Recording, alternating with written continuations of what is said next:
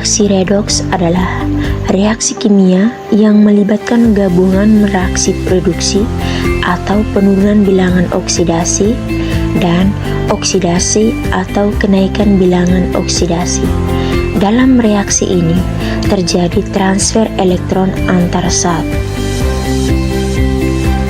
Seiring dengan perkembangan ilmu pengetahuan dan teknologi, konsep reaksi redoks juga mengalami perkembangan. Perkembangan konsep reaksi redoks dibagi menjadi 3, yaitu yang pertama, pengikatan dan pelepasan oksigen.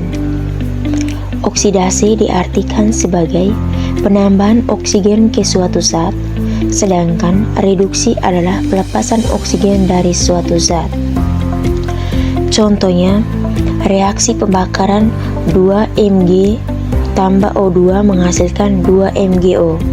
Magnesium MgO teroksidasi karena berikatan dengan oksigen membentuk magnesium oksida atau MgO.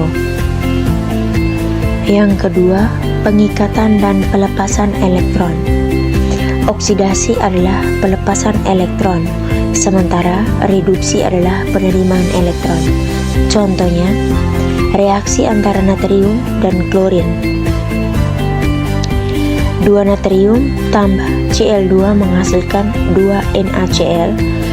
Natrium kehilangan 1 elektron atau teroksidasi menjadi ion Na+, sedangkan klorin menerima 1 elektron atau tereduksi menjadi ion Cl-.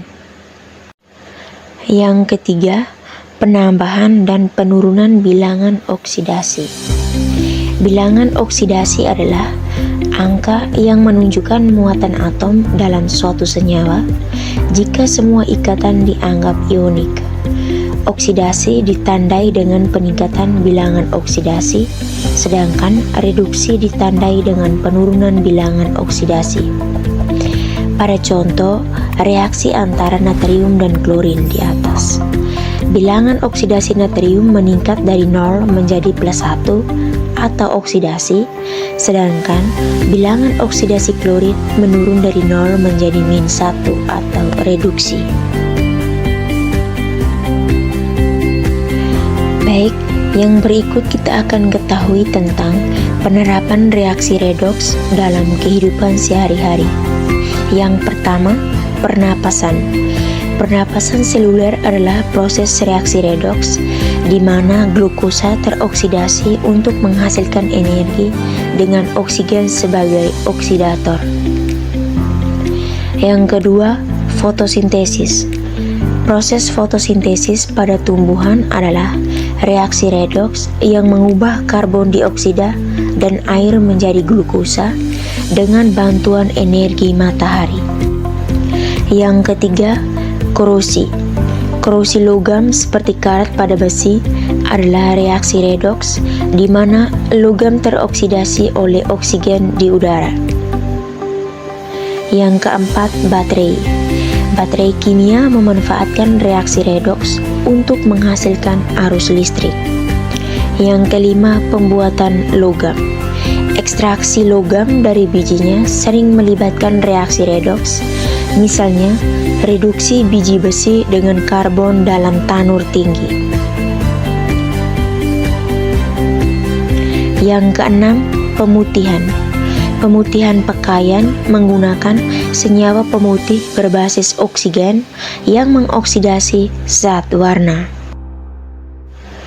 Baik, dalam pembahasan kita kali ini saya mengambil contoh korosi yang terjadi pada seng.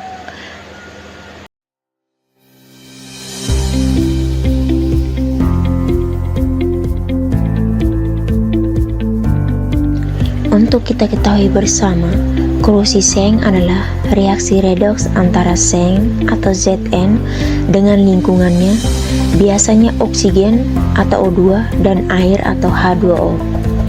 Proses ini menyebabkan degradasi material seng secara bertahap. Berikut ini penjelasan secara detail tentang korosi seng. Yang pertama, reaksi anoda atau oksidasi. Seng sebagai logam yang reaktif, mudah melepaskan elektron dan teroksidasi. Reaksi ini terjadi di permukaan seng. Zn menghasilkan Zn2+ tambah 2 elektron.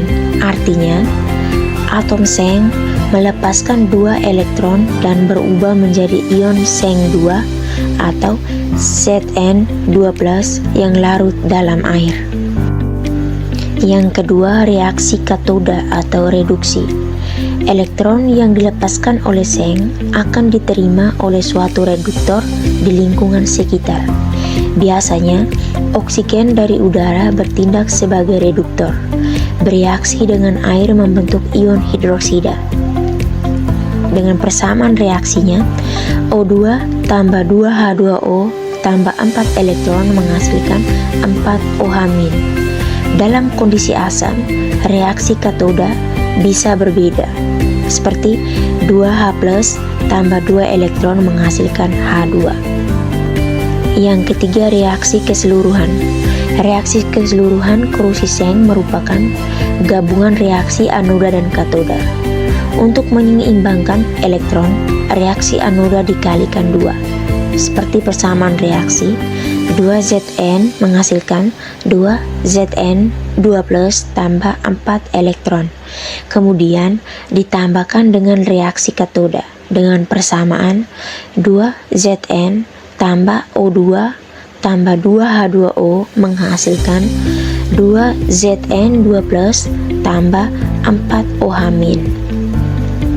Ion seng 2 atau Zn2+ dan ion hidroksida atau OH- akan bereaksi membentuk seng hidroksida atau ZnOH2. Dengan persamaan reaksi, 2Zn2+ tambah 4OH- menghasilkan 2ZnOH2. Seng hidroksida ini selanjutnya dapat bereaksi dengan karbon dioksida atau CO2 di udara membentuk seng karbonat basa. Dengan persamaan 2ZnOH2 tambah CO2 menghasilkan 2ZnOH2 CO3 tambah H2O. Yang berikut kita ketahui bersama tentang faktor-faktor yang mempengaruhi korosi seng. Yang pertama, keberadaan oksigen. Semakin tinggi kadar oksigen, semakin cepat korosi. Yang kedua, keberadaan air. Air bertindak sebagai media untuk perpindahan ion dan elektron.